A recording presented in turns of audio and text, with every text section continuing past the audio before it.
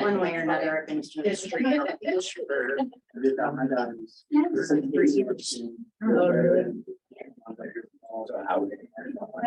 All right, everybody, let's get started. Thank you so much for your patience. We're a little bit late because we weren't expecting quite this turnout, but this is a good problem to have, right? Like, I'm super excited to have all of you here. I've never presented this topic to a group this large, and both in person and online. So it's going to be an adventure, but thank you for bearing with us and being here. I really appreciate it. You can handle it. Yeah, I can handle it. So we've got people here in this room. There's an overflow room next door. This room tends to get a little hot and there's lots of bodies in here. So if you need to cool off, go ahead into the room next door. There's a TV hooked up and you can watch and participate out there. And we've also got people participating online. And so I've got Teresa watching the chat. And so if anyone chimes in with a question in the chat, Teresa will let me know. So anyways, this is our introduction to advocacy. I'm super excited to have you all here. By way of introduction, my name is Evan Doan. First and foremost, I'm a person in long-term recovery. Recovery is just central to my life. And I am so pleased to be a member of the recovery community in Utah. It's really, truly an honor. And in my capacity here at USERRA, I serve as the Community Impact Director. I'm also on the board of directors for Faces and Voices of Recovery, the National Advocacy Organization, where I serve on their public policy committee. I also have a seat on the Utah Substance Use and Mental Health Advisory Council. USERRA actually holds a seat on that council by statute, so by law. We are included on that, and USAVE gives input to the legislature on how bills that they are considering will impact mental health and substance use in our state. And so we actually have a really powerful voice in the state legislative process. And then finally, I also serve on the Salt Lake County Behavioral Health Services Advisory Council. And so I give input to issues at the municipal level as well. I know, right? Sure. Yeah. Thank you, Dan. Dan has known me for, I don't know, a decade. Yeah, definitely. So if you're not familiar with USERRA, it's the Utah Support Advocates for Recovery Awareness. And so we're a 501c3 nonprofit recovery community organization. And so we got founded in about 2006. And our original mission was to just change the conversation that was happening around substance use disorders in our state. We have since expanded far beyond that. We now have 5 recovery community centers across the state of Utah. We have over 30 staff. We provide direct services, so we do peer recovery coaching, both for people over the long term and also in acute care settings. We have a family support program. Lots of things and exciting things happen here. I think that many of you have probably attended our Recovery Day activities throughout September or been to the Rally for Recovery up at the state capitol. By the way, just as a plug, that's coming up next Thursday. So 1 week from today, we'll be having the rally at the capitol again. And we really hope that this year, following COVID, we can fill the rotunda again, because that was always such a central feature of that event. 4 and 4:30. Yeah, 4 for the walk, 4:30 for the rally. So yeah, is that what you're asking? Yeah. You think I'd be able to get away with taking Rusty up into the rotunda? I don't know. That's a good She's question. Service dog now. I think it's possible. It's possible. I might not. So before we get started, these can be sensitive topics and subjects for people. And so just to set some like working agreements or expectations, just, a willingness to be vulnerable about your beliefs and attitudes. There may be some things that come up in this training today that kind of challenge you or challenge some of your assumptions. And so just a willingness to maybe be flexible on those things. Open-mindedness toward other group members' beliefs and opinions as they're shared throughout the training. We're going to hear lots of people's input on these issues. And so let's all have patience and compassion for one another. A desire to allow each person to share without fear or ridicule. I want to hear from people's opinions, and people are going to start in different places with this work, right? Like not everyone's going to jump into advocacy immediately knowing how to do it. And so there's no such thing as a dumb question. I don't want anyone to feel like they're going to get shamed or ridiculed because they asked something that they want to know about. And that I enthusiastically hope that we'll complete this training today wiser and more accepting than when we started. Just a couple of different rules that we have in our USERRA trainings. We've got this ouch rule. So if something comes up and it hurts your feelings, I want you to say ouch so that we have a minute to stop and examine that if we need to. The stretch rule, which means if you're usually a person who's quiet, I want you to stretch yourself and maybe be a little bit more loud. And if you're usually a person who's loud, I want you to stretch yourself and be a little bit more quiet. Parking lot, Tiffany will be in charge of the parking lot. So if things come up, you have a question that I'm not ready to get to yet, Tiffany will jot it down so that we make sure that we get back to it eventually. Any other working agreements that y'all would like? One thing I do want to mention, we are recording this event today. And so usually we have a Vegas rule, what happens here. That is not true today because we will be sharing this training online.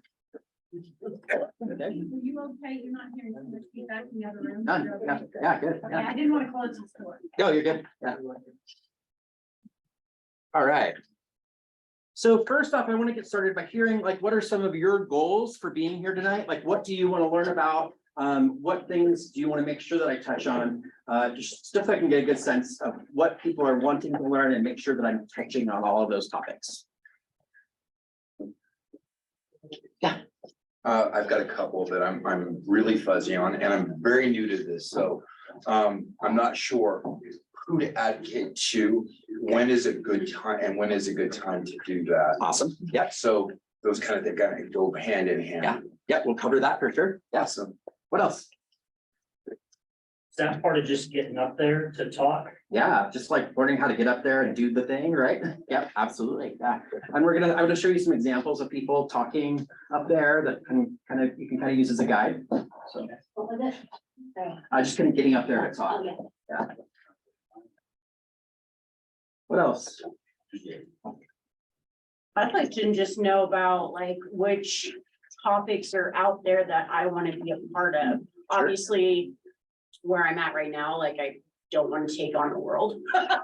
Yeah. Or the, whatever. So I want to know what's out there that I can advocate, what Right. obviously is important to me. Yeah. And where I can plug in. Yeah, there's like over 700 bills considered in each legislative session, right? Yeah. It's impossible for any one of us to track on all of them. So like really like maintaining your focus and kind of learning what's the things that matter to us as Yes. folks in recovery, right? Okay, cool. Awesome. Yeah, definitely gonna do that. Yeah, yeah. I just want to put back to use. What's that? I just want to put back to use. I put back to use? Yeah, be useful to your fellows. Awesome, cool. Yeah. Is there like a strong boundary between this and like AA, or are they blended, or does like AA have a part in this, or how does that whole thing work? That's a good question. So I'll address anonymity as I taught today. That might be something that Tiffany has to remind me to touch on because I don't think it's in the presentation, but it's a very good point that I want to touch on here. How do you maintain your anonymity in 12-step programs and be an advocate at the legislative level? Yeah. Yeah, there you go. Just Google it. Well, anything else? All right, so my experience as an advocate on substance use disorders is really inspired by history. On the left there, you see a picture of Marty Mann. She was one of the first women to get sober in Alcoholics Anonymous in the 1930s and 40s.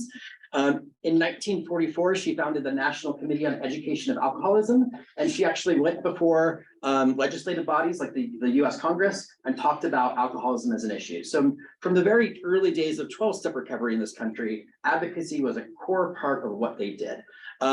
Bill and Bob, so if you're familiar with 12-step, Bill and Bob were actually on her board. And so they gave her their full endorsement of what she was doing. She was educating the public at large on alcoholism. It was a really important thing.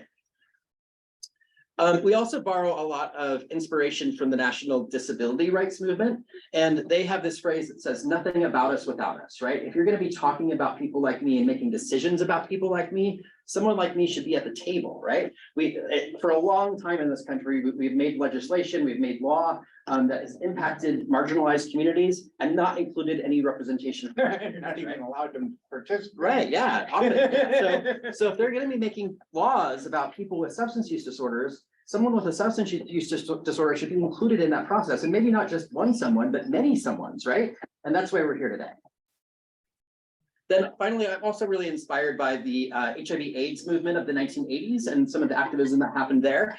This is from a group called ACT UP, and they said ignorance is fear and silence is death, right? And I think there's a lot of corollaries we can draw between what was happening in the 1980s with HIV and AIDS and what's happening now with the opioid epidemic, right? We're losing more people every day to opioids than we were losing people to HIV and AIDS at the height of the AIDS epidemic.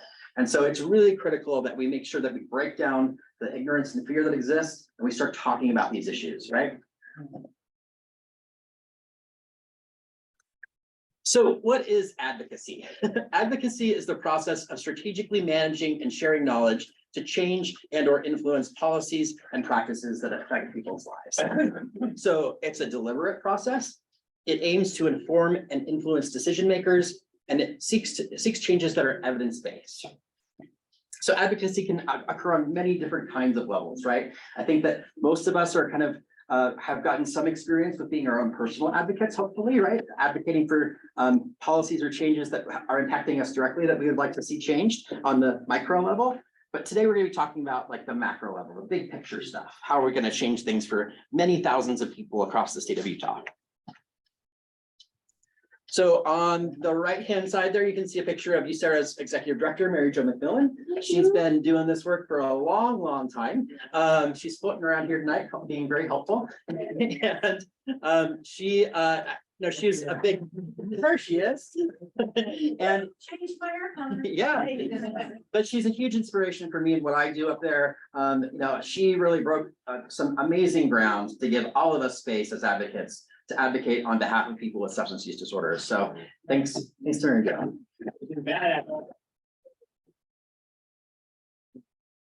Not all of you. Yeah. So furthermore, so advocacy is the practical use of knowledge for purposes of social changes directed to government policies, laws, and procedures. Advocacy supports an issue and persuades the decision makers on how to act in order to support that issue. It's not a one-way activity. Advocacy kind of goes both ways, right? We respond to what we hear from the people that we're advocating to. It's more of a conversation and less of I tell you what to do, unfortunately, right? I don't get to rule the world. But it's also about motivating and mobilizing a community of people, right? Like, I think that, I spend a lot of time up at the state legislature talking to our elected officials. And while I think that our voice as USERRA is powerful, I definitely know that you as people in the community have a much more significant and powerful voice up there. Quite frankly, they get really sick of hearing from me and Mary Jo all the time, and they would love to hear from folks like you who have everyday life experience of these issues. So why advocate, right? So community and system level change requires public policy. So like if we're going to change the systems that inform our lives, we have to be active in crafting public policy. So a good example of that is when I first started at USERRA in 2015, 2017, we did not have Medicaid expansion in the state. And oftentimes our phone was just ringing off the hook all day with people calling and asking how to get into treatment without insurance. That was like people's problem. Like they could not get into treatment when they needed it. But since that time, we've expanded Medicaid in our state through changing some public policy. And now people can get into treatment. Pretty much anyone can get into treatment, right? There is a waiting list in many cases now. That's another issue we're working on, but it's a lot more accessible than it was, 5, 10, 15 years ago, right? And that's the result of advocacy work and changing public policy. Policy for us as USERRA, it also impacts nonprofits and our ability to complete our mission. So for example, like it felt really powerless when we were getting those calls all the time from people asking how to get into treatment. It felt horrible to be able to tell people like, well, do you have insurance? Oh, no, I guess not. Like we can get you on some wait lists, but it might take months or years to get you into the treatment you need. Now we can get people in right away. I also think that people want to be engaged in making a meaningful difference. I'm very impressed by the number of people that are in this room with me today, but it shows me that third one is definitely true, right? Like people want to be engaged in this stuff. We want to know how we can participate in changing our lives. We just don't know how. So I'm so impressed and honored to be here amongst all of you today. So advocacy approaches. The first one is like lobbying. You've probably heard of lobbying. I'm going to go into lobbying a little bit more in depth here in just a minute, but also campaigns, meeting with government officials, the translation of research, education and awareness activities, consensus building or creating champions, and then even grassroots organizing. So when I talk about lobbying, lobbying is a very specific form of advocacy work, and I want to be clear about what this is. So it's a form of advocacy that involves directly engaging with the decision makers, particularly a politician or public official who has control or significant influence over a policy or piece of legislation or regulation. So really, the difference between advocacy and lobbying is that advocacy is about education, informing people. Lobbying is about telling an elected official how to vote on a specific piece of legislation. So if I were to go up to the legislature and I were to talk about my experience as a person in recovery, but not mention any specific piece of legislation or suggest how anyone should vote on anything, I'm doing advocacy. If I were going up there and telling them, yes, please vote on this issue, vote yes on this issue, then I'm doing lobbying.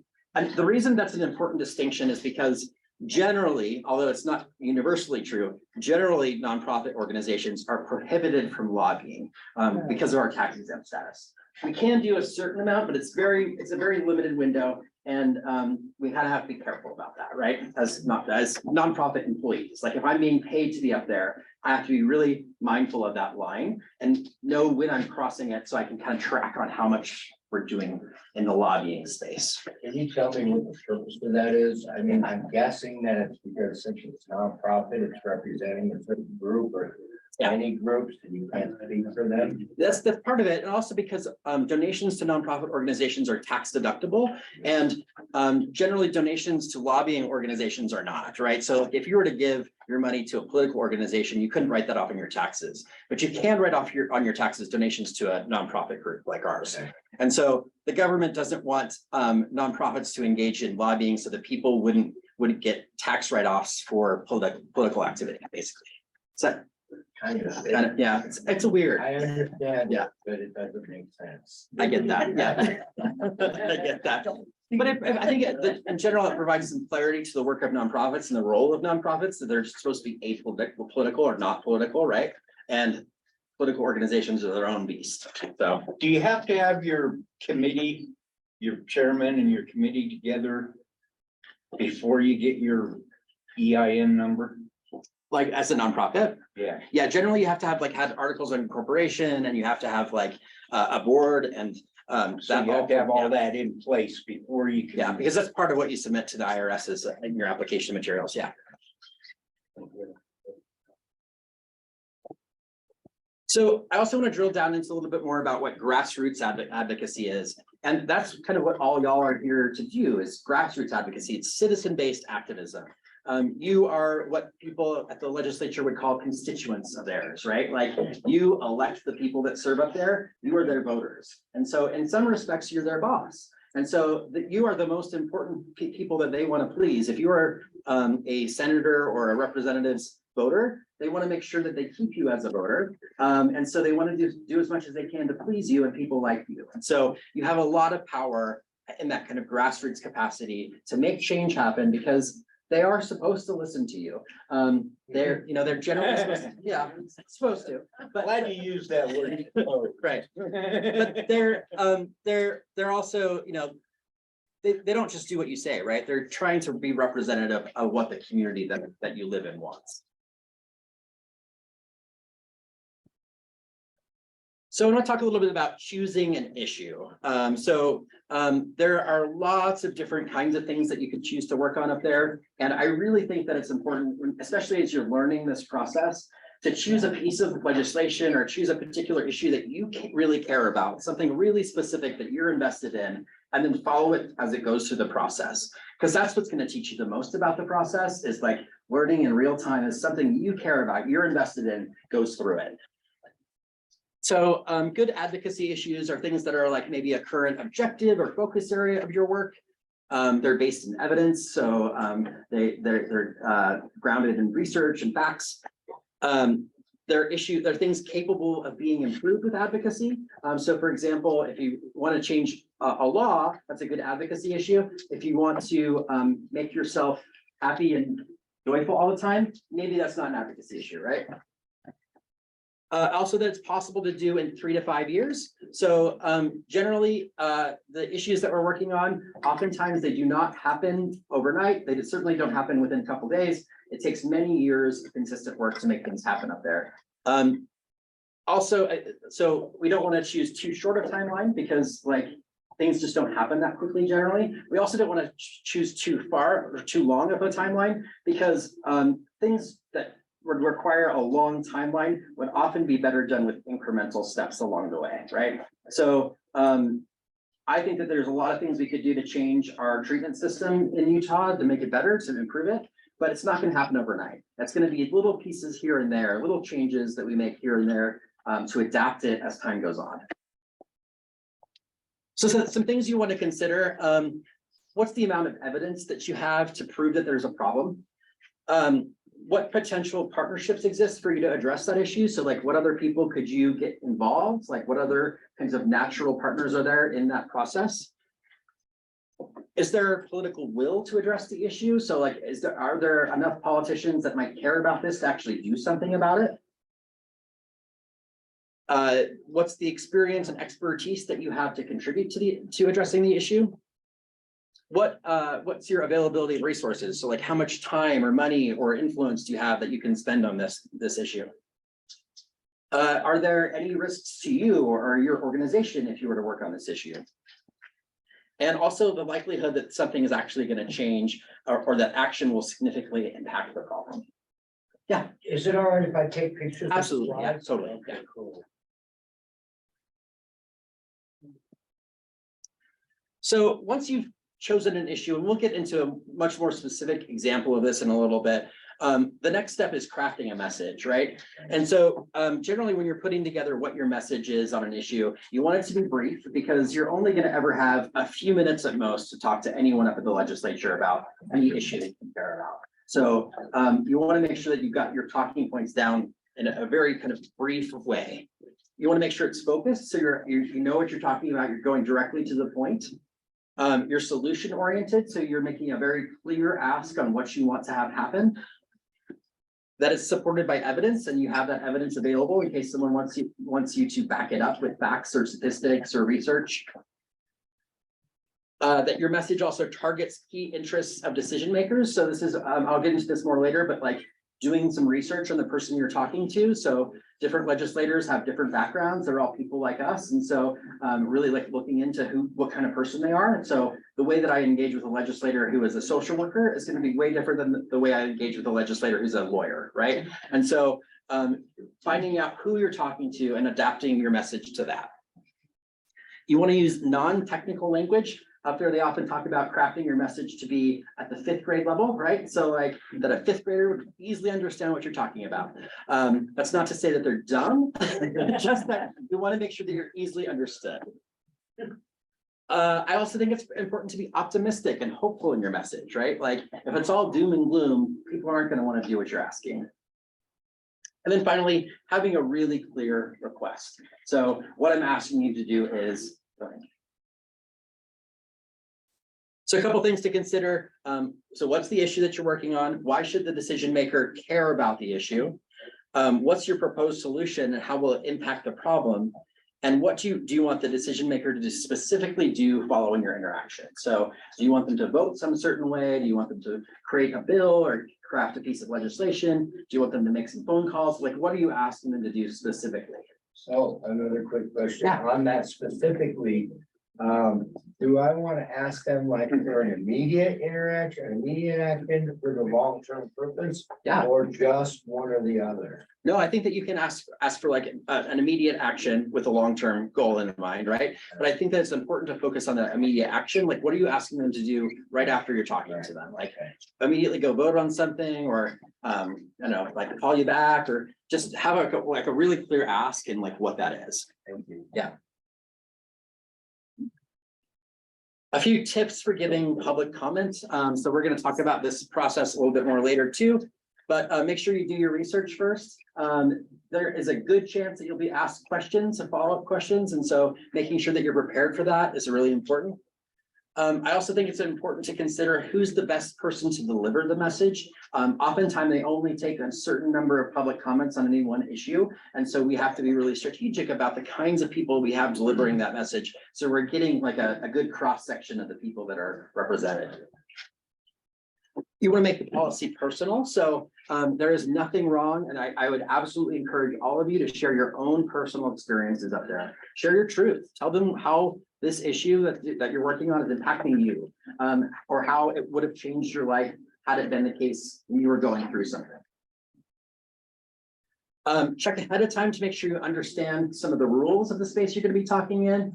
So you just kind of have a good sense of how to do it. I would encourage you again to watch some of the legislation go through the process. You kind of pick up what the norms are in those spaces and how to go about giving your message. Again, keep your message concise. Stay on topic. Generally, when you give public comment, the biggest mistakes I see people make are that they forget to introduce themselves, and they will interrupt you to ask you to introduce yourself. So if you don't do that up front, they'll stop you, and then it throws you off, right? Yeah.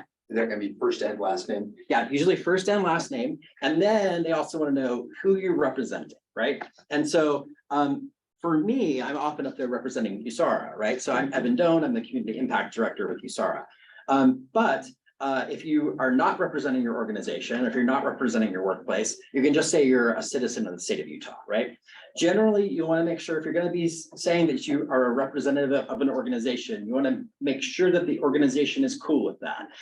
Because again, there's rules about lobbying and things like that that could impact the company you work for. So check with your supervisor or your director to make sure that that's allowed. And if not, you can always just say you're a citizen or a voter. And then at the very end, say thank you. Thank you for your time. I think that's a really important way of ending the conversation with them. Thanking them for allowing you to get public comments, for allowing you to be part of the process. It just shows some respect for the venue. On the lower right-hand corner there, you can see a little graph that shows how our attention kind of wanes pretty quickly. So again, you only have just a few brief moments, a few minutes at most to get your point across before someone kind of tunes out.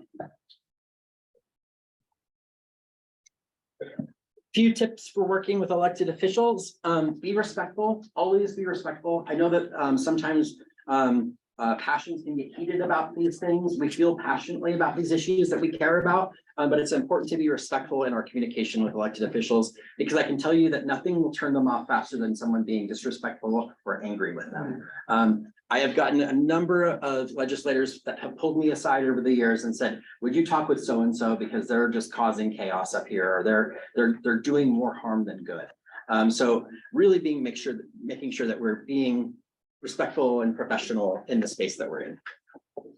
Again, what is your ask? What are you asking that person to do? We kind of covered that a little bit earlier. Third, understanding that they're people too, right? So in the state of Utah, we have a citizen legislature. They're only up there in the legislature part-time, 45 days out of the year. The rest of the year, they're out working in the community just like you and me. They're like everyday people with everyday jobs.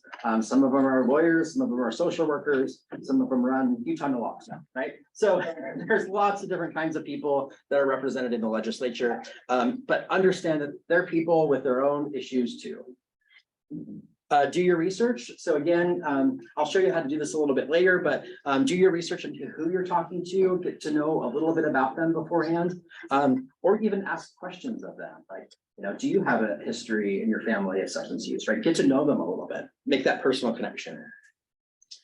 And include your voice as a constituent. If you are a constituent of the person you're talking to, so if you're one of the people that voted in that election that person ran in, you want to make sure that you let them know that. And so the best way to do that is to say like, hi, I'm Evan, I'm a constituent in your district.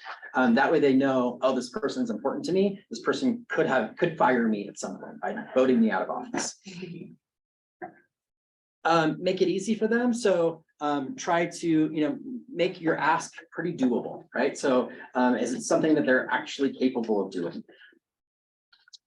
You don't have to know all the answers. So it's totally fine if they ask you a question and you don't know the answer, to say, I don't know, but I'll get back to you. I'll find out and I'll get back to you.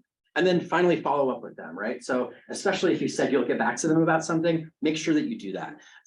Our interactions with legislators up at the Capitol are often very brief, but they're part of an ongoing conversation is kind of how I consider it. Like I think about it as like a conversation I'm having with that person over time, over many months or years, to get work done in the space I'm working.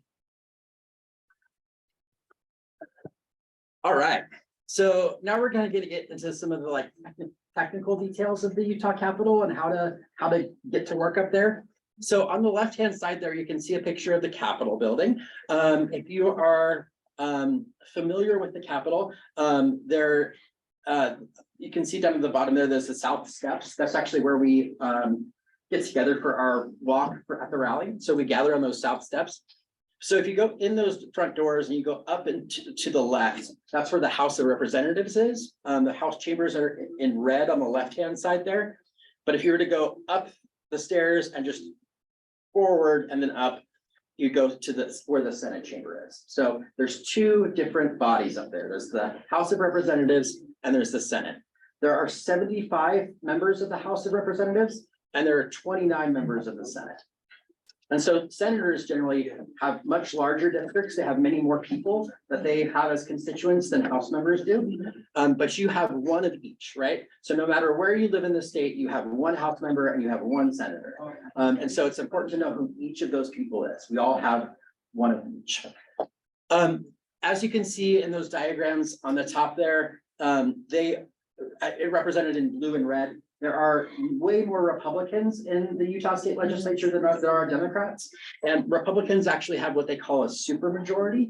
So that means they can pretty much do anything they want without the Democrats' input. Just to kind of give you some background, Democrats generally represent more urban areas of our state. So Democrats are generally in the Salt Lake kind of area, whereas Republicans are much more prominent in other areas. Yeah.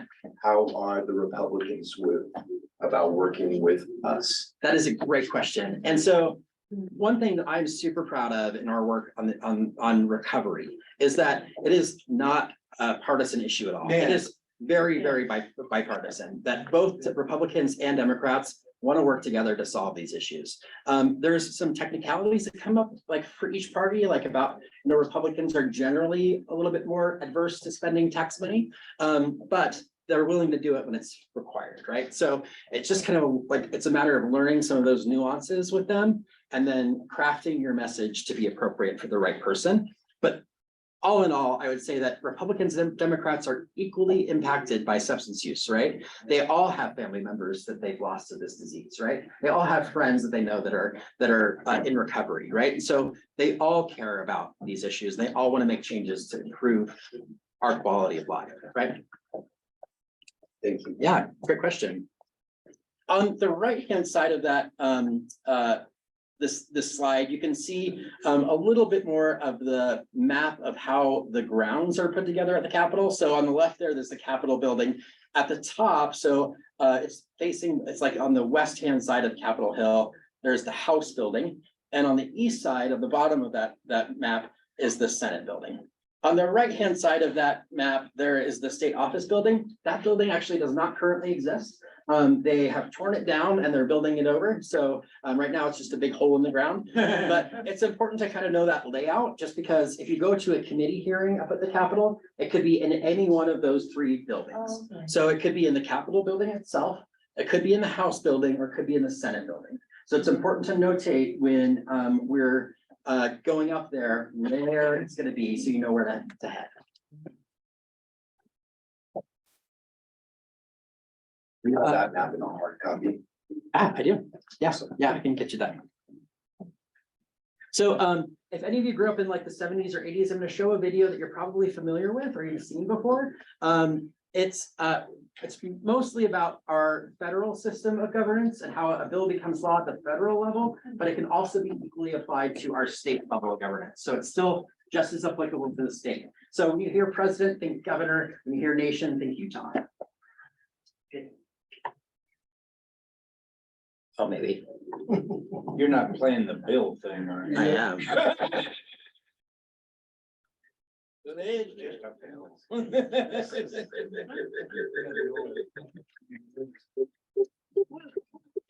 Oh, wait. Get this capital budget here. But I wonder. Wait, sorry, technical difficulty.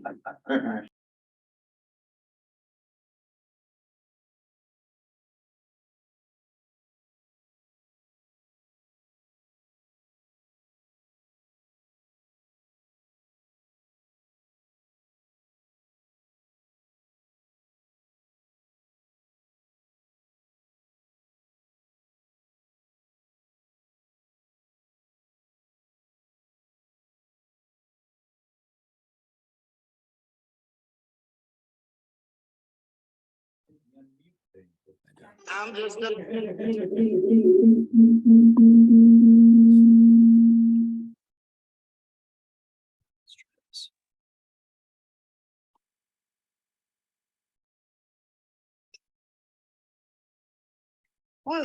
you sure gotta climb a lot of steps to get to this Capitol building here in Washington. Well, I wonder who that sad little scrap of paper is. I'm just a bill. Yes, I'm only a bill. And I'm sitting here on Capitol Hill. Well, it's a long journey to the capital city. It's a long, long wait while I'm sitting in committee. But I know I'll be a law someday. I hope and pray that I will. But today I am still just a bill. Gee, Bill, you certainly have a lot of patience and courage. Well, I got this far. When I started, I wasn't even a bill. I was just an idea. Some folks back home decided they wanted a law passed, so they called their local congressman, and he said, "You're right, there ought to be a law." And he sat down and wrote me out and introduced me to Congress, and I became a bill. And I'll remain a bill until they decide to make me a law. I'm just a bill. Yes, I'm only a bill. And I got as far as Capitol Hill. Well, now I'm stuck in committee and I'll sit here and wait while a few key congressmen discuss and debate whether they should let me be. I pray that they will, but today I am still just a bill.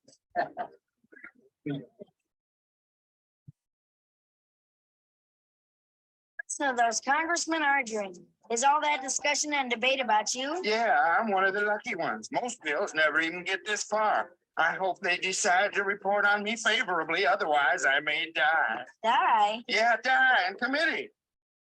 Oh, but it looks like I'm gonna live now. I go to the House of Representatives and they vote on me. If they vote yes, what happens? Then I go to the Senate and the whole thing starts all over again. Oh, no. I'm just a bill. Yes, I'm only a bill. And if they vote for me on Capitol Hill, well, then I'm off to the White House where I'll wait in a line with a lot of other bills for the president to sign. And if he signs me, then I'll be a law. Hope and pray that he will. But today I am still just a bill. You mean even if the whole Congress says you should be a law, the president can still say no? Yes, that's called a veto. If the president vetoes me, I have to go back to Congress and they vote on me again. And by that time, it's over. By that time, it's very unlikely that you become a law. It's not easy to become a law, is it? No, but how I hope and pray that I will. But today I am still just a bill. He signed your bill. Now you're a law.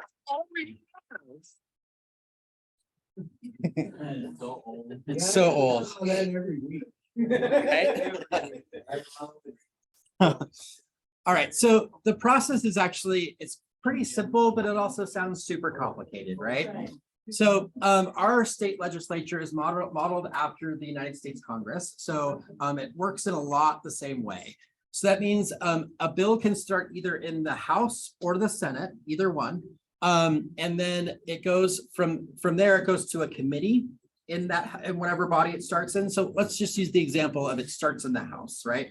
So a representative in the House will introduce a bill and then it'll go to a House committee.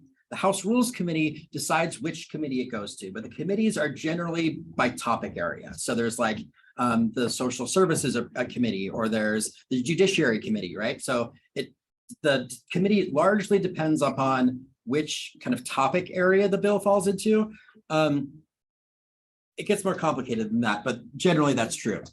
So first it's heard in the House committee, if it started in the House. And so there's a small group of House members that are in that committee, and then they vote on whether or not they want it to go to the full House floor, right?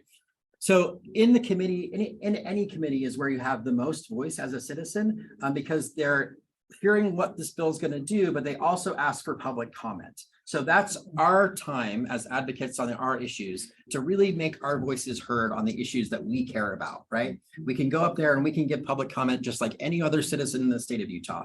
And it gives you an opportunity, gives you the microphones. You have a minute just to get your thoughts in, and hopefully maybe even change some people's minds. Yeah, bring. How would you ensure that you would get a chance at the mic?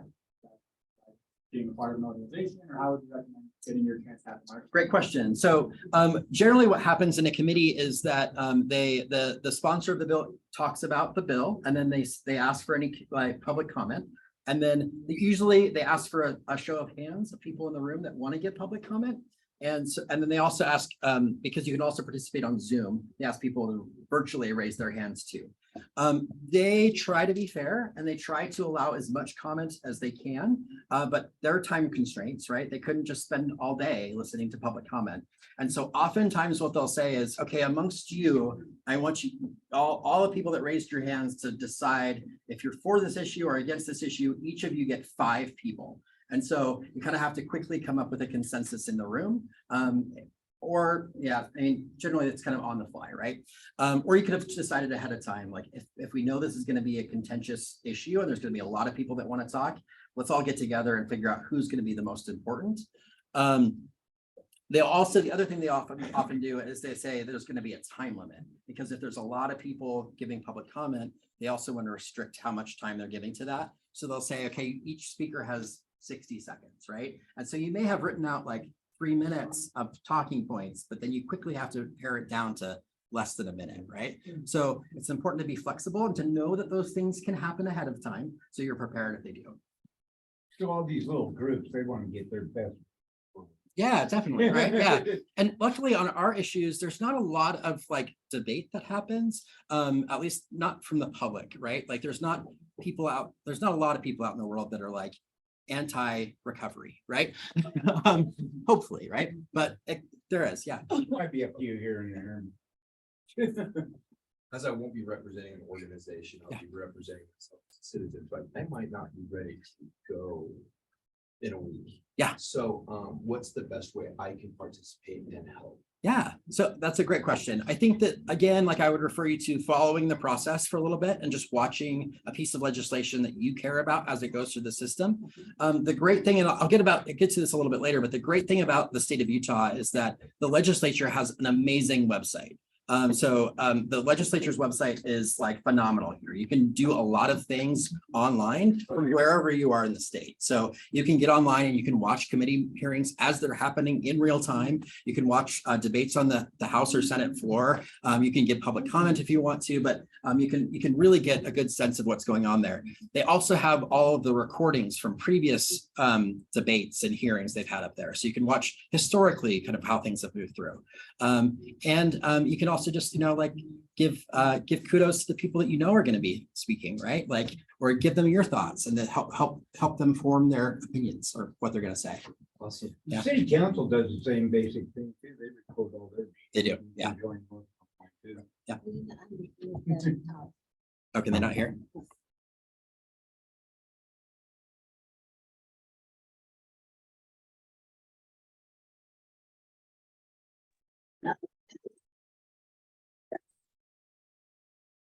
Let me have one more. Yeah, one more question. So USAR connects resources in the recovery community, right?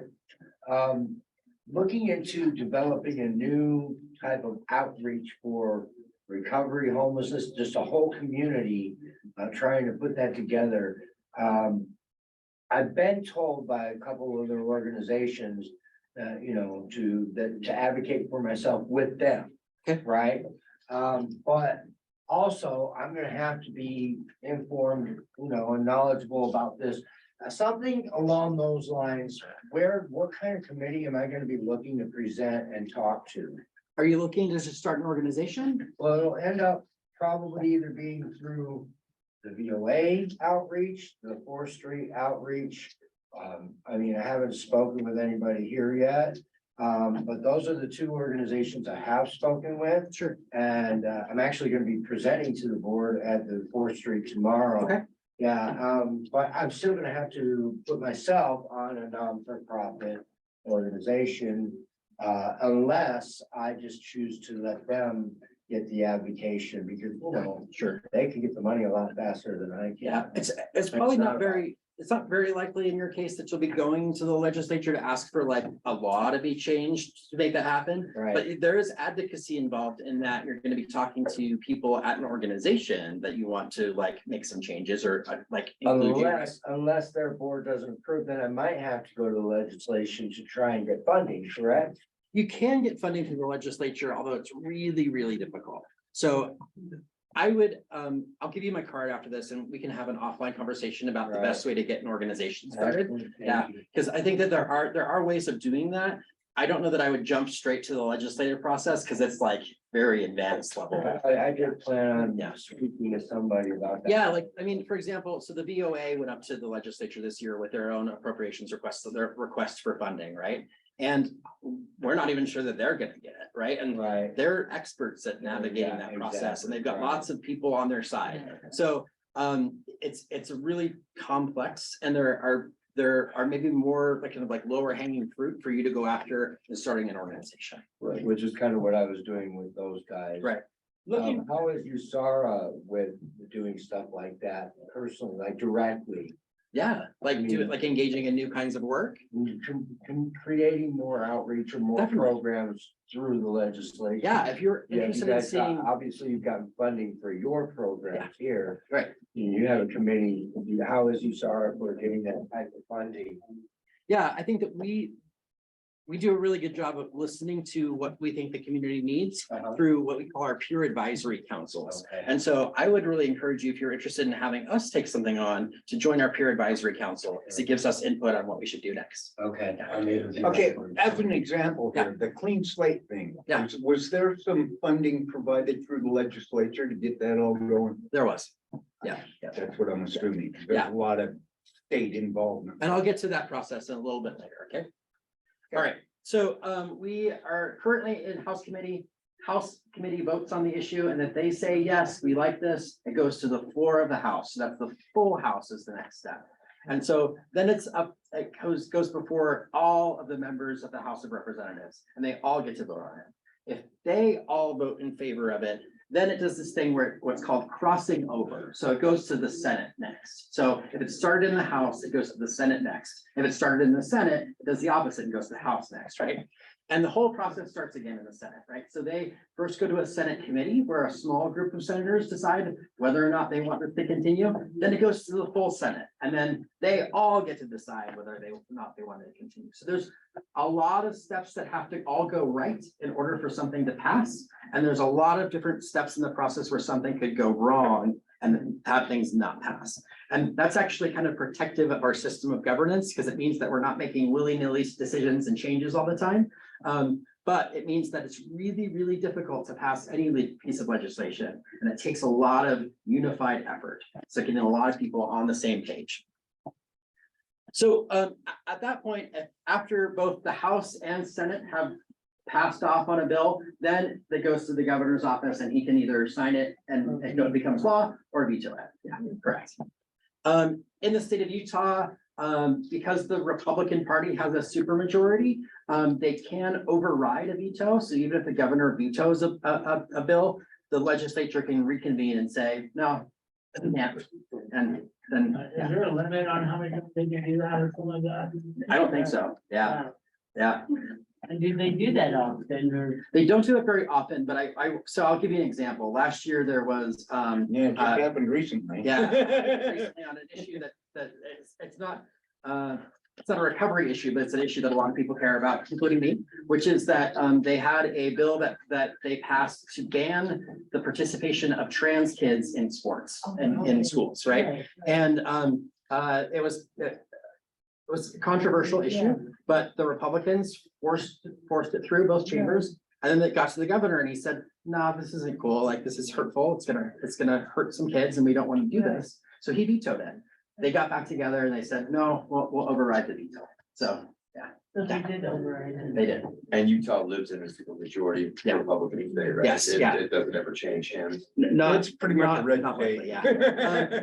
And also Republicans here have what's called a trifecta. So they have both the House majority, Senate majority, and the governor's office. So really in the state of Utah, what Republicans want goes, which is not the most optimal system of democratic governance, but it is what it is. Could we Yeah. eventually change it to a purple state? Yeah. I think that we could do a lot of things. Yeah, I mean, I think that there's always things that change, right? Like years and years ago, we would have never talked about states like Georgia being a perfect state, but that happened over time, right? So demographic changes happen in the state and things change over time. There's always change that could go That's a down. good point you bring up though, because I think there is gonna be a third party. It's possible. Definitely coming soon. Red All and right. blue, red and blue, people are sick of the fighting. So I want to take a look at this, like how to read a bill. So for those that are here in person, you have a handout that is a specific piece of legislation that we're going to look through. I'm going to also go through it with the slides I have for the folks online. So people who are online will be able to follow along as well. So you can see up here at the top, we've got this short title. So would someone mind reading the short title of the piece of paper you have in front of you? You got it? Legislate, Just the short title. oh, right there, inmate treatment amendments. Great. So the bill that we're going to be looking at, the short title is inmate treatment amendments. You can see the designation or the bill number on the top right-hand side of that piece of paper. So SB means that it's a Senate bill, HB means it's a House bill. That tells you where it started in the process. So if it's an SB, it means it started in the Senate. If it's an HB, it was started in the House. SB was sponsored by a senator, and HB was sponsored by a member of the House of Representatives. And then they're kind of numbered in order as they come out throughout the legislative session. And again, there's hundreds and hundreds of bills that they consider up there every legislative session, and they have just 45 days to kind of tackle them all. So oftentimes there can be upwards of 700-800 bills up there in a legislative session, and they've got 45 days to get through them all. So it doesn't happen. They don't push through 700 new laws, right? And then below that, you can see here, you can see the sponsor of the bill. So that's the legislator, that's the member of the House or the member of the Senate that brought this piece of legislation forward. Then you can see if the bill has a long title, it's listed there next, but also has a general description. Yeah. So what if it has a chief sponsor, like this one? Great question. So this bill has a chief sponsor because it was a House bill and she is a House member. Okay, And so she was the House member that sponsored the bill in the House. okay, But oftentimes when it goes across, does that crossover thing and goes to the Senate, it also needs a Senate sponsor. So they have like a Senate person, a senator sign on to sponsor secondarily. okay. I did have a question. It's gonna backtrack up to the upper right-hand corner. Yeah. Below HB 111 on this document. Can you help decipher the rest of that? Yes. Third, Yeah. Gary. So the most important thing to know about that is just the third sub. And so the third sub means it's the third substitute. So what's happened is that she has proposed this bill HB 111 and it's gone through now 4 revisions. It's on its 4th revision. So it's third substitute. Because there's an original bill, there's a first substitute, second substitute, third substitute. It's the 4th version. And so in the process, and going through the process of the committees and the House floor and the Senate committee, it's undergone some changes. And so at any point in that process, it can change. But what's important is that both the House and the Senate have to sign off on the exact same language in both places. So they have to have the same copy of the same piece of legislation that they've all voted on, right? Could it also mean that like it was denied and then they revised it? Yeah. Yeah, so the sponsor of a bill has as much as they can revise it as much as they want and submit additional substitutions. And then they vote on whether or not in the committee or on the House floor, they want to allow those substitutions. And then the term cherry, just like with a car, it's in good pristine condition. No, actually, I don't know the answer to that question. So, Even if it's worded exactly the same way, different people are gonna interpret the writing differently. right. That's what causes a lot of the controversy. It does, and it causes some lawsuits occasionally, but yeah. So I've now switched the slide on the screen so that we're all looking at the same document. So, so we got this HB 111, so it's House Bill 111. So it was started in the House, and the chief sponsor was Christine Watkins. She's a representative from the Price area in Utah. And so HB, because House Bill 111, because it was like the 111th bill in the House to be presented.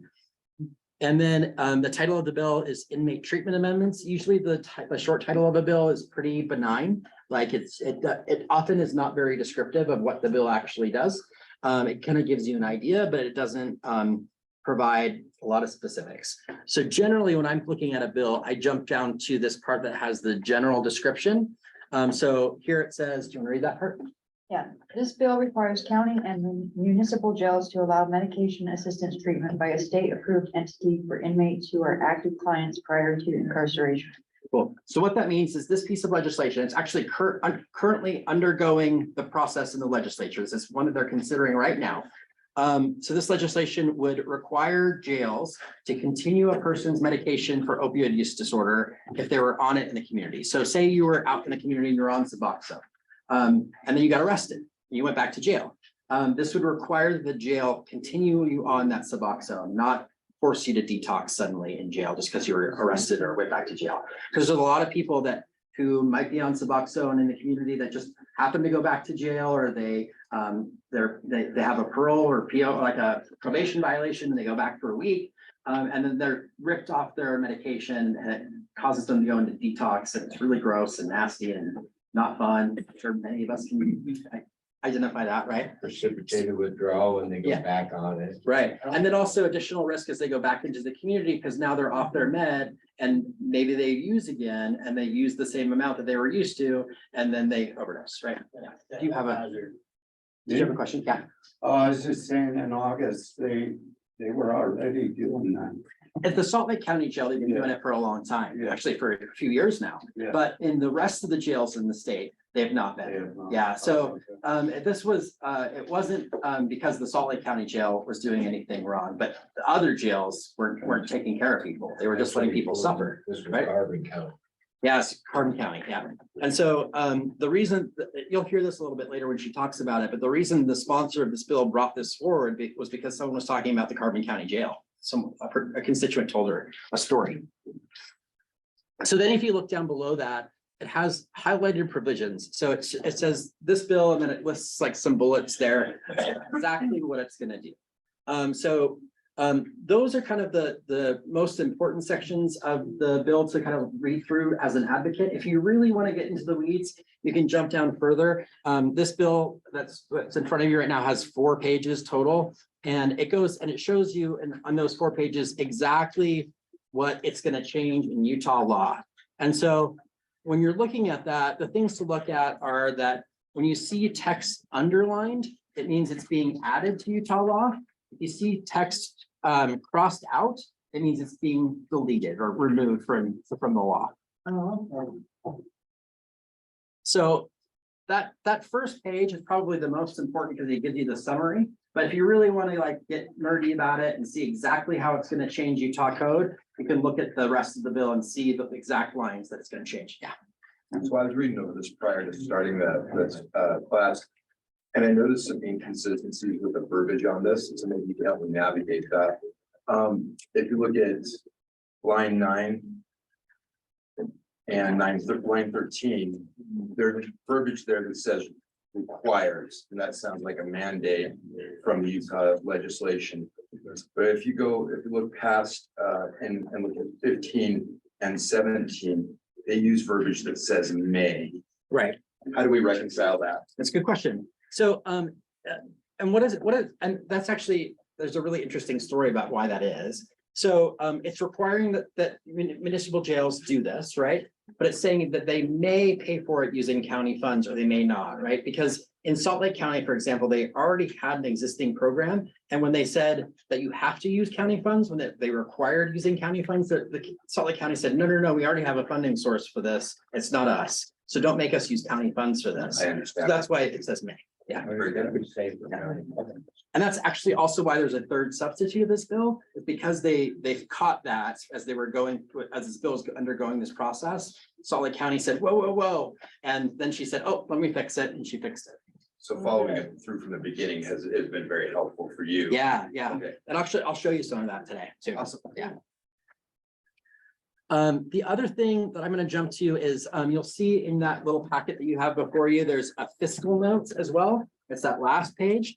And so each piece of legislation that our legislature considers, the legislative staff issues what's called a fiscal note. So it shows exactly how it's going to impact money in our state, right? So like if it's a bill that creates a new tax, for example, it'll show that it's going to add additional revenue to our state tax fund. If it's a bill that spends money, it's going to show how much money it spends. This bill doesn't impact the state finances in any way. And so it says zero everywhere, right? But legislators really look at that because they want to see how we're using our tax dollars, right? That's their part, their mandate as legislators is to have the power of the purse, right? So like they want to look and see exactly how this is going to impact our tax dollars. So that's often a point of contention or a reason why a piece of legislation is defeated is because the fiscal note is like crazy, right? Like billions of dollars or something. They're like, nah, we can't do this. I have a question for you. Yeah. So going back to the costs, like you said, how Salt Lake County has their own funding. Yeah. Let's say this goes through, okay, and it becomes a law, but will the jail, let's say they don't pay for it out of their county cost, how will they have to figure out a way to fund it through someplace else? Yeah, so this is gonna put some burden on the counties to figure out in their jails, how are they gonna fund these medications, right? Right. It doesn't happen very often, right? That somebody gets arrested on Suboxone or methadone. Right. But in the case that it does, they're gonna have to figure out where's that money gonna come from for us to buy that medication and give it to that patient. Also in this bill, also allows community providers, so if that person's been seeing like a clinic. Right. To come into the jail and administer the okay. medication too. That's okay. So there's some So options. they're already set up on that. Yeah. Okay. And so in the process of this bill being released and talked about, the counties came to the table and said, this is what these are our concerns, this is what we want, and they kind of all work this out. Yeah. So I just noticed like there's no revenues and no expenditures. Right. That's because they're not planning on using county funding money. Well, it's because they're using county funds, not state funds. So the revenue and expenditure only applies to state money. So they're just asking to pass the law. Right, yeah, yeah. Does this only apply for Suboxone and methadone? Also Vivitrol, I believe as well. Vivitrol? Yeah. So if like someone else for going, like right now I'm at First Step and I was on benzodiazepines, it's not allowed. At first, right, it's understandable. I almost like, well, I'm wondering your view, because I almost feel as if it's counterproductive to recovery. In a way, I'm not trying to knock it, it almost just seems like. It is a nonprofit organization that I'm in, First Step House. At the same time, they do equip, mostly they're underprivileged people with Medicaid. Sure. And we're doing like 7 days of a 30-minute RPG class, one MRT class, 2 matrix, 1 processing group. It's about 6 hours a week. Right. So it's almost like, and the bare minimum, pretty much. I think it can get better. I'm almost wondering, I can't touch on it, but it almost reeks of like corruption. If this bill is just solely to get something like Project Reality going, it almost feels like I can't touch on it, but it just seems like It seems unfair, maybe. yeah, where there has been Medicaid corruption with the 2015 boom in Medicaid assistance and drug treatment centers, they're booming. where there's places like New York with AG getting hit and Medicaid is a federally funded thing. Yeah, right. Therefore it can get federally indicted. So you're seeing people get served prison sentences who are like running these facilities. It just almost seems like this should go all across the board, not just Suboxone and methadone. That's actually also a point that's brought up. I'm gonna submit the video that I'll show you here in a little bit, because they say some of the legislators ask, well, this apply to other medications, like things like for like insulin for diabetes or heart medication, right? And the answer is that this is very specific because in jails, they already allow those other medications. So like they already allow people to get insulin or heart medication. They did not allow in most cases people to continue their MOUD. The question you brought up about benzodiazepines in a clinic like treatment setting, that is not something that's decided by state law. It's decided by the clinical team at the treatment center you're at. Yeah. So the level of advocacy that you would want to engage in there is like changing policy at the treatment center, right? Or going to a treatment center that didn't have that policy. Yeah. Oh, no, I'm not, I'm totally fine. I feel great, like, without it now. Yeah. And if they gave it, it would almost feel counterproductive to like my treatment. Right. Where it's like my DOC was meth, alcohol, things like that. Sure. That's neither here nor there, but it just almost seems like if Project Reality did fund some other things, like if they were giving oxycodone and like Valium and it's and to people, if they were I'm not saying they're generating revenue, it just almost seems as if they were. If that were the case, then they would, this bill would have a longer list. Yeah, and that's actually a really good example of like an advocacy issue that might take longer than this bill is intended to kind of focus, right? Because like maybe our end goal is much different than is accomplished here, right? But this is an incremental step to get us to the end goal, right? So for example, like I think it'd be great if when someone who was using heroin went to jail, they put them on MAT, right? That is not the case now, and that's not what this law does. But that is maybe an eventual goal down the road that we can work towards. And this is a step in that process, is making sure that the jails have access to MOUDs so that they can then administer it, maybe down the road when we change policy even more. So.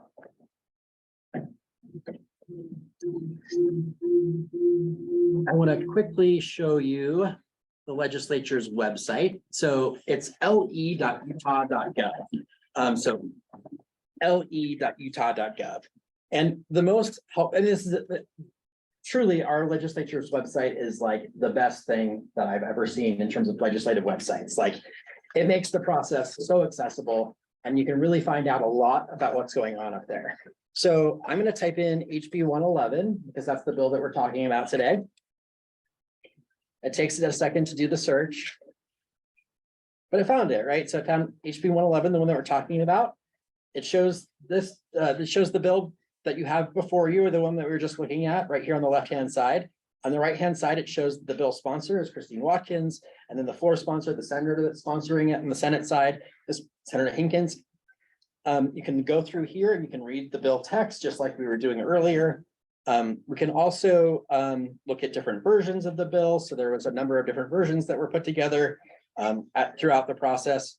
We can also switch over here and look at the status. And so we can see in order how this has progressed through the different chambers of the House and the Senate.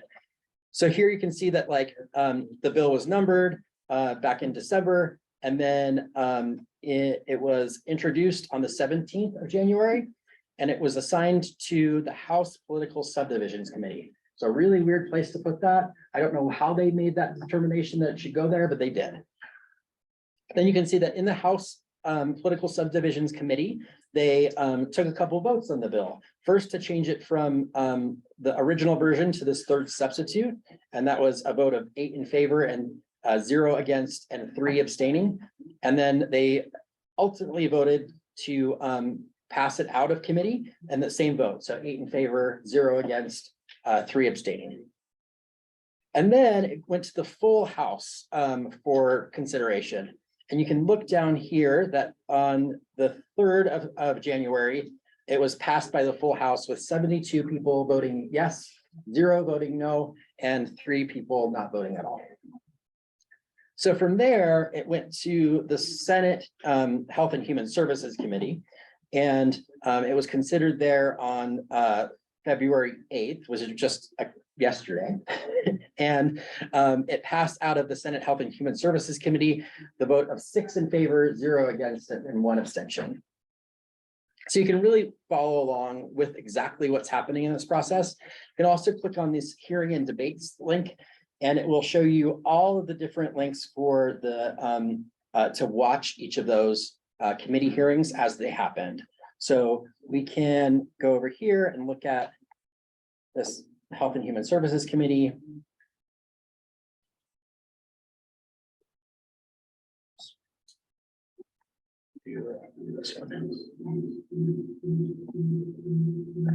So you can watch here the actual hearing as it happened. I actually have that in my slideshow. So we're going to go back to when it was first considered in the House Political Subdivisions Committee, and we can watch this as it happens as they debate that bill in that committee. Oh, let me do this.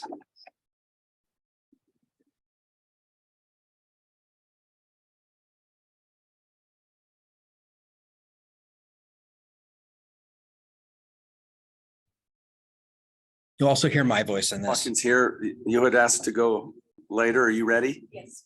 Let's go now then.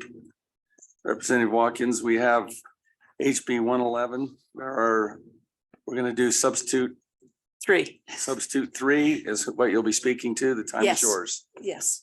I wasn't sure if we could get that done, and we did. I had an amazing drafting attorney.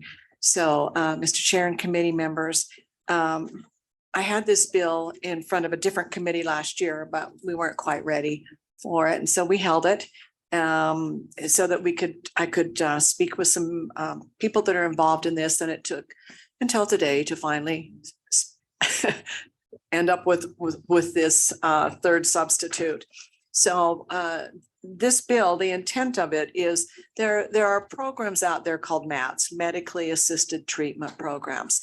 And they are to work with people who are either, well, they're addicted to one drug or another, and it's to help them function in their daily lives. And it isn't necessarily to wean them off the drugs. It's to just help them. Sometimes it's a substitute drug, other times it's the shots, et cetera. So, but these programs are important, but once in a while, someone who's on this MAT program gets put back in jail, whether it's they didn't know they had a warrant out for their arrest, or they forgot about it, or they do something else that lands them back in jail.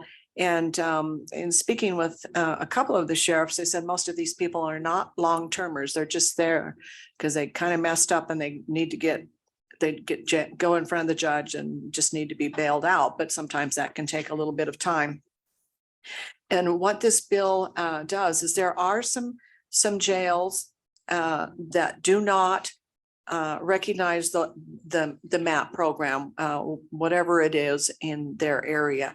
And so this bill is to say that we want you to, if you don't have the program, to allow someone from a neighboring city or county to come in and give you the medication to keep this person cooperative and not ill. Because as you all know, if someone does not receive the medication they need, whatever it is, they can start withdrawals.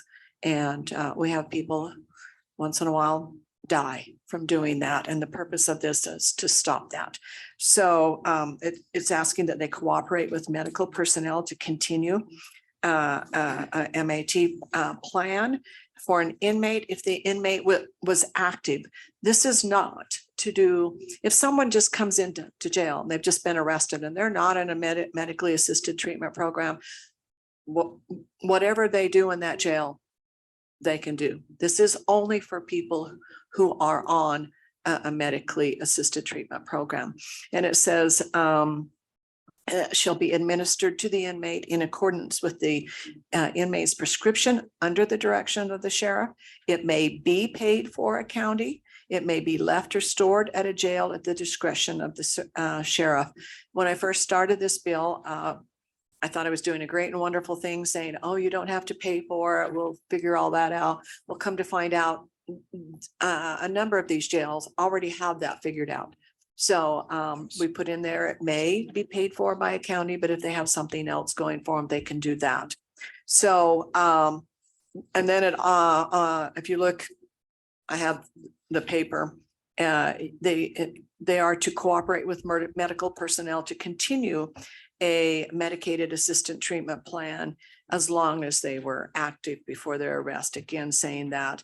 And it just repeats that. So in a little nutshell, it's just that if they are on an MAT program, medically assisted treatment program, and they end up back in a jail for whatever reason, that however the sheriff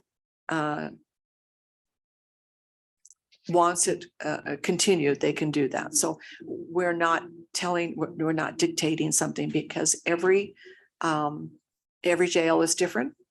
I have a very extended former member of my family that is in jail, and he's been moved around to several jails, and I've learned how different they can be. So we've not tried to tie anybody's hands in doing this. We just want this done. So that's the end of my presentation. Thank you. Clarifying questions from the committee. We have a light to Representative Cutler. Thank you. First, I want to thank a good sponsor for her work on this. I think it's important that we reduce the tragic health problems and deaths that we have in our incarceration system. Could you speak for a minute on the difference between someone who comes into the jail without a medical assistance, medication assistance treatment plan, but who has a prescription medicine or some other medicine that's critical for their functioning, but they don't have this formal plan, and they are taken into a jail? I can't speak to that, because I know that every jail does things differently. And I do have people here that maybe could answer that for me. Are you? Yeah, go ahead. Identify yourself. And Sheriff Chad Jensen with Cass County and Utah Sheriff's Association. To answer your question, sir, is you talking this like normal, like maintenance type medications, or Maintenance or other insulin diabetics, or maybe someone who has an addiction? How do we handle medication for those folks who don't have a formal medication treatment plan as outlined in this bill? Okay, typically, and like she said, every jail's the same, but I think we're all pretty close as to how we handle the medication, especially like maintenance type medication for people who come in. There's a couple of parts. One is they got to tell us they're on maintenance medication, and the medical staff within the facilities will reach out to those providers to see what the prescriptions they were, and the jails do. We do keep them on any type of maintenance medication that they need or they're currently on when they come to our jail. Thank you. Thank you. Any other committee questions? Oh, excuse me. You bet. Sure. Is that a practice, or is that required by law to do that? It's required by law. Yeah, if somebody's on insulin or high blood pressure meds or cholesterol meds, we want to take the best care of them we can while they're in our care. So we do continue with their medication plan or prescriptions that they currently have. And many of them get better treatment in jail because we have on-site, most of us have on-site physicians or nurses who do monitor them probably better than they get monitored when they're not incarcerated. So Sheriff, so that's an interesting point, right? So he's talking about how people are getting insulin already. It's already the law that they have to get insulin, but they treat these other medications differently. And so I think that that's really compelling, right? Like for us as advocates, that shows stigma against medication for opioid use disorder, right? And I will say this family member, sort of kind of family member, he had sleep apnea and he had all the equipment for that. And we took it to the jail and they didn't think it could go to the prison. So they left it in the jail. And while he was in prison, now he's been around at different jails, they actually got it for him so that he could continue using that. So I was able to get his own, and it's at our house for when he's released. But they were actually, once he ended up there, they were really good. So. Thank you. Sheriff, I have a question relating to the pay for that. I realize sometimes families or the individual have the medications can bring them, but if they're left without, it falls to the county. Is that always paid just as a county obligation? Yeah, we know, my jail's a little bit different. We don't let outside medications or family members bring medication to the jail because we don't know what's in the medication bottle. So if we know that somebody's on a certain type of medication, that's facilitated by our medical in our jail. Okay, thank you.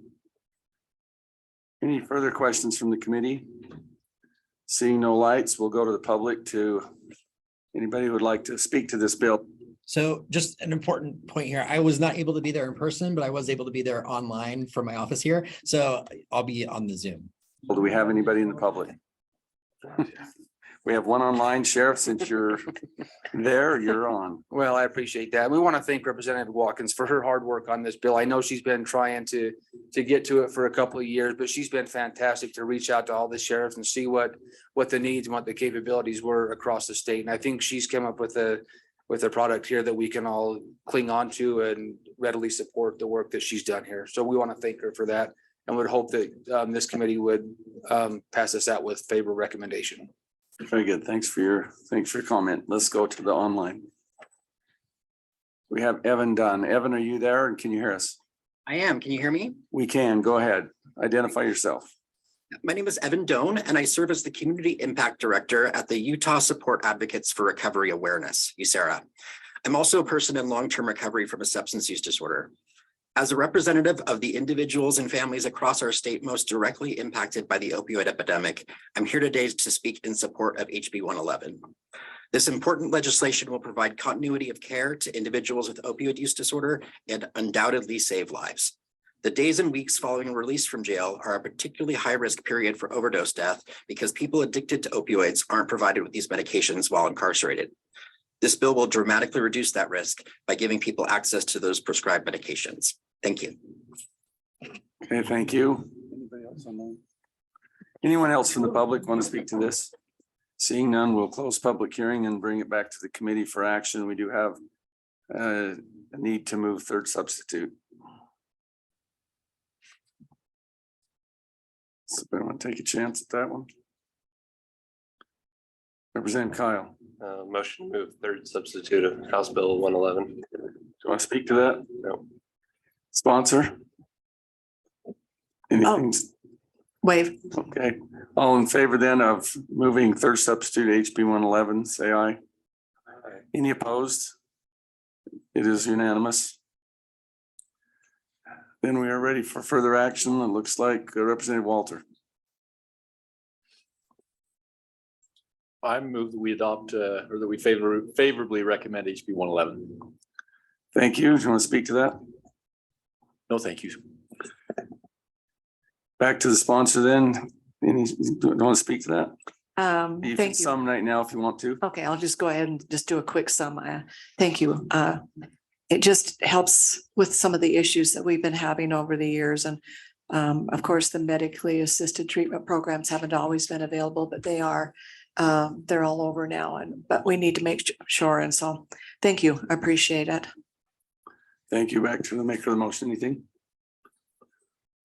No, I think there's been a lot of work put into this and appreciate the efforts. Thank you. We'll place the motion in to move favorably. HB 111 third substitute. I think we'll do this in by voice. All in favor, say aye. Any opposed? It is unanimous. Thank you. Congratulations and thanks for your work. Cool. So that's an example of a committee hearing. Like, I know that it seems like it can be stuffy and boring, but I do think that like it's important to hang through those times because that's when important things are able to happen. So that was the first committee hearing on HB 111 when it passed through the House Political Subdivisions Committee and went to the full House floor. And for the sake of time, I'm not going to show you the full House debate on this just because she says the same thing over and over again at the very beginning that we just heard her say about the bill. But I do want you to see House Bill 111. The vote. 11, inmate treatment amendments by Representative Watkins. This bill was heard in political subdivisions with a vote of 803. Representative Watkins. In my office, Thank you, Representative Watkins. Discussion to the bill. I see none. Representative Watkins for summation. I'll waive. Summation is waived. Voting is open on third substitute House Bill 111. That sound, by the way, when you hear that up there, it means they're taking a vote. And so that little chime sound means they're getting ready, that it's their cue to get to their desks and vote. Substitute House Bill 111. Voting is open on third. So in this one, is that an electric bill? And the other one is yea or nay?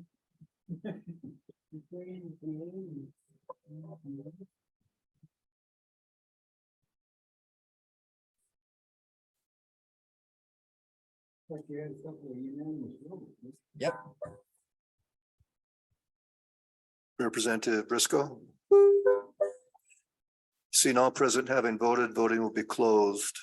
Third substitute House Bill 111 having received 72 yea votes and 0 nay votes passes the House and will be transmitted to the Senate for further consideration. Madam Reading Clerk.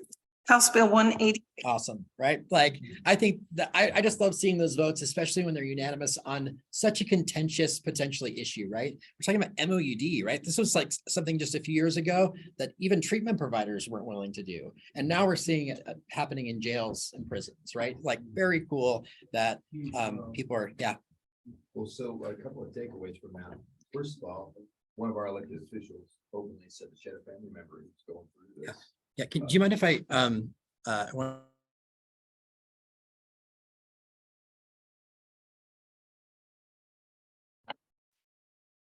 Okay, go ahead.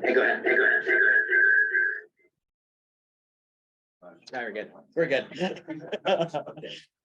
So one of the takeaways that I had was that one of our elected representatives did openly admit that they have somebody in their family that's suffering from this, and it is impacting their family.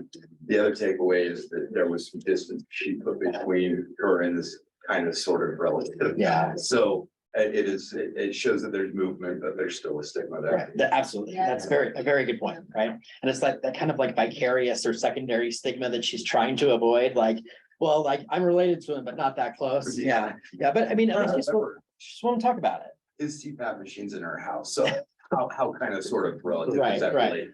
And the other cool thing is that, so this whole thing, she talks about this in the House floor debate that I didn't show, but this whole thing came to her attention because a constituent in the community in Price came to her and said, this is an issue, we need to fix this.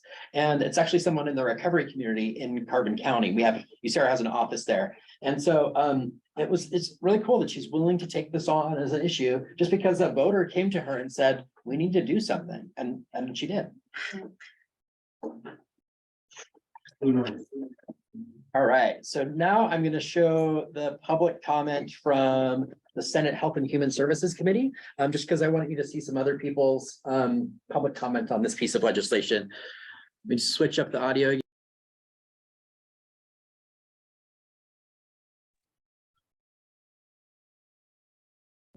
Getting good at that. You may proceed with your presentation on HB 111. Sorry, I'm talking to the good Senate. They. Thank you, Senator Plum, for the clarifying. It's really quiet. Questions from the committee, seeing none, raise your hand if you're going to speak to this. May not be loud enough to hear. So I'm just going to show you. Mary Jo, our executive director, came to this Senate committee meeting in person and spoke to the bill in public comment. And then following Mary Jo, we also had Chief Matt Dumont, who's the chief of the Salt Lake County Jail. And he spoke in favor of it as well and mentioned how well this program has been going in the Salt Lake County Jail and how that can be used as a model for other jails across the state. And it was also unanimously passed out of the Senate committee. So the next step for this piece of legislation is that it goes to the full Senate. So that should be happening any day now. And once all goes well, if all goes well and it passes the full Senate, it will be sent to the governor for his approval. So things are moving through and it's awesome. Yeah.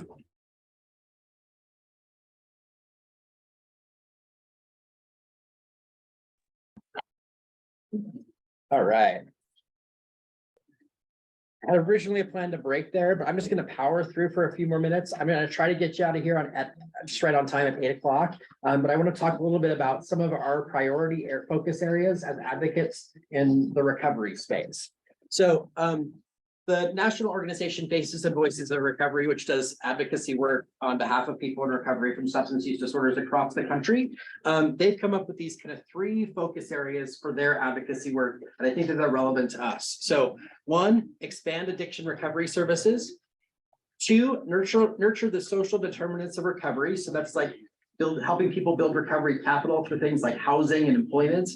And then 3, protect and restore civic engagement and liberties. So I've got a couple slides that kind of dive into each one of these things, but just briefly touch on them. So expand addiction recovery. That means having diverse funding and sustainability for organizations like USERRA. Establishing some measurement outcomes. So how are we going to prove that people are getting their needs met in treatment services? How are we going to measure that? How are we going to measure people's improvement over time? Having inclusive care and services that meet all of our population's needs, not just some people, but that are inclusive for everybody. That we're making sure that we're including Black, Indigenous, and people of color in those spaces as well. And that we're being inclusive of harm reduction. So efforts to do things like have syringe exchange programs, right? And so second, nurture social determinants of recovery. So as I mentioned before, that's things like fair housing, having access to transportation. Second, having educational opportunities, having employment and workforce opportunities, social supports and access to basic needs. And then also like diversion, deflection, and reentry programs for people that get caught up in the criminal justice system. And then third, protect and restore civic engagement and liberties. That's making sure that we have access to things like voting rights, that we can still vote as people, that people who may have had their voting rights taken away in some states because they committed a felony. That is not true here, by the way. If you are a felon in Utah, you can vote. In some states you cannot, but in Utah, felons can vote.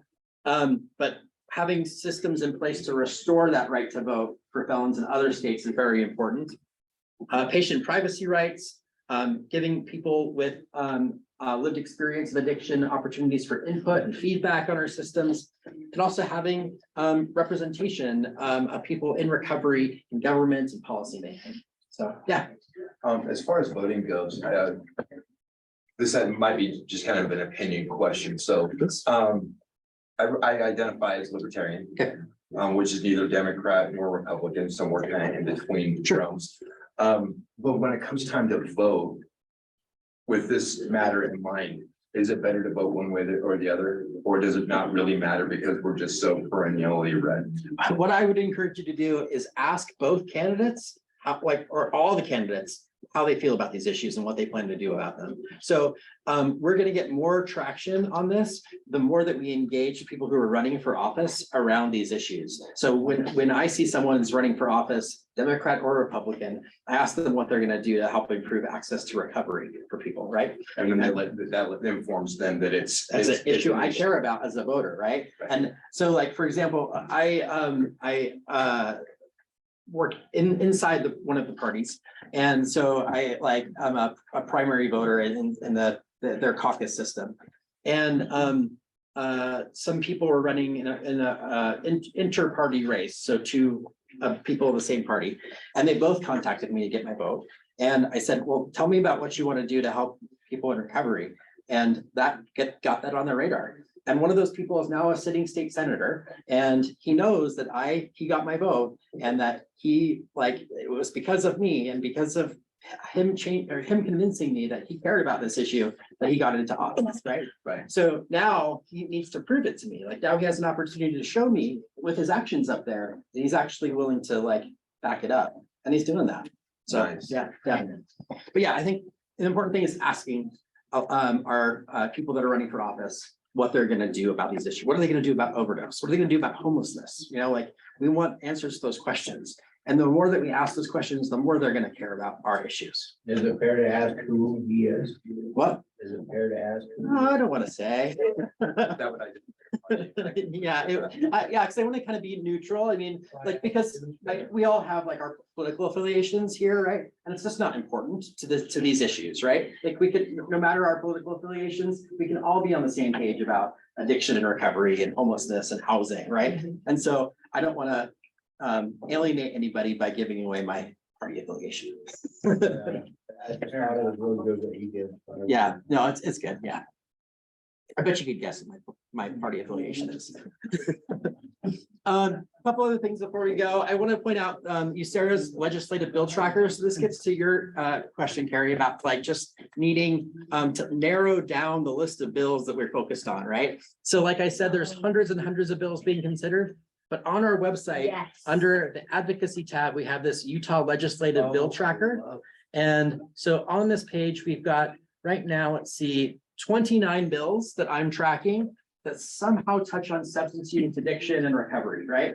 And so I've done the hard work for you. I've gone through all of the legislation and found the things that I think that we care about. And then I've made on this chart here a suggestion for a position for you. That doesn't mean that you have to do what I say, but just this is kind of how we feel about it at USERRA, that like we're going to support this legislation, or this is something that we strongly support, or something that we oppose or strongly oppose, right? So some pieces of legislation that we have strongly support this session. There's a couple pieces of legislation related to paraphernalia and harm reduction. So one has to do with fentanyl test strips and making those not count as paraphernalia anymore. The other one has to do with syringes and making sure that if someone has syringes in a syringe sharps container, they're not considered paraphernalia, or that person has a defense against those charges. We also have been deeply, deeply supportive of the extension of the court filing fee waiver for expungements. So for the last year, expungements, to file expungements, there's been no court filing fees for that. Unfortunately, yesterday we lost that battle. So those filing fees will be coming back likely in June this year, but we're going to keep working on it. Hopefully get those filing fees done away with again. So, yeah, yes. I do have a question. Yes, please. It would be in regards to the legislation that was just passed against trans youth receiving medication or medical assistance for that, and how that might translate to substance abuse down the road for a specific demographic. Just out of curiosity, did USERRA take a stand on that? And are you, as USERRA, willing to take a stand on that? Great question. I love that. So I have, by the way, I have a whole bunch of pride pins here for anyone that wants one. And I will say that unequivocally, USERRA stands with the LGBT community, no question, right? But I also want to point out that in my capacity as a council member for USAVE, the Governor's Council on Substance Use and Mental Health, we took a stance on those bills because of their impact on mental health. Because we know from research that bills that target the trans community results in higher trans suicide rates. It is a truth, right? And so we knew that those bills would increase suicidality in our state. So we said that we strongly opposed them. So that's what we did. We were able to make it work, right? We were able to balance, just like what you're saying. We had to be creative a little bit and see it through the lens. My position, if I was to go up to the Capitol and advocate for anything, I'd be something that I would advocate for, but I'm afraid I'm not gonna be ready to go within a week on that, so. Well, it's a smart position to advocate from, because that is the grounds upon which the governor vetoed last year's trans sports bill, right? He said, this is gonna negatively impact the mental health of trans youth. I'm not gonna get behind this, I'll veto it. So it's something that I think that we all try to do our part on, and maybe you and I can touch bases. Yeah, absolutely. Definitely. That would be great. I love your thinking on that. It's definitely exactly where we are. So, Awesome. yeah. Any other questions about that piece of it? I'm gonna jump back to presentation. I had a whole piece on language and stigma, which many of you have already probably heard before. I would encourage you to attend a recovery messaging or recovery language workshop with us. If you ever have the opportunity, we can go into those topics more in depth, just talking about how we can talk about these issues in a less stigmatizing way. Just a couple quick notes about what to wear up there. That's a picture of me and my friend Tiffany. When you're up at the Capitol, the expectation generally is that you wear business attire. Bring a coat or jacket because often the legislative session happens between January and March, so it's cold outside. Make sure that you're wearing sensible non-slip shoes because it is often very icy up there, and so you don't want to slip and fall down in your fancy dress shoes. I think it's always important to have a name tag, and if you're with an organization, organizational branding so that people can know who you're with. I think it makes sense to bring business cards, pens, power chargers for your phone or your laptop if you've got one, snacks. They used to have a whole like cafe up there. Now it's just a few vending machines. So you're kind of on your own for food. Yeah. Our call to action as an organization is a quote by this gentleman, William White. And he says, if you found recovery, consider giving your community your story as an instrument of hope and healing. If you've been blessed by the resources that helped you find and sustain recovery, then join the fight to expand resources for those still suffering. So just a quick note, we recover and we vote. If you want to get involved in these issues, the most important thing you can do as an individual is to vote in your elections. If you don't vote, you don't have a say, right? And so we want to make sure everyone gets engaged in voting in our state. You can go to, yeah, even felons can vote. Thank you, Dan. And it's vote.utah.gov if you haven't registered to vote. I'm gonna put this up so people can take a picture of it if you want. That's my contact information. My email address is evan@myusera.com, and that is my actual cell phone number. Please feel free to email me or text me anytime you have questions, comments, concerns, something you want us to be involved with or not. Anything that comes up around these issues, I have an open door. I want to be a resource. So with that, are there questions that people have, comments, concerns? Do we plug all these things?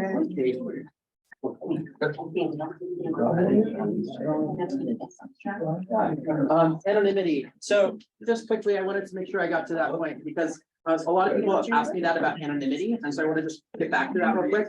So many of us have gotten better in 12-step fellowship, and we want to be respectful of our anonymity in those programs. And so generally what I do, or I advise people to do, is like, you own your recovery story. You can talk about your recovery all day long. But I just omit the part where I talk about 12-step programs. So I don't talk about my involvement in 12-step groups, often because at the legislature, it's possible I could be at the level of press, radio, and films, especially if I'm in a committee meeting that's being recorded, right?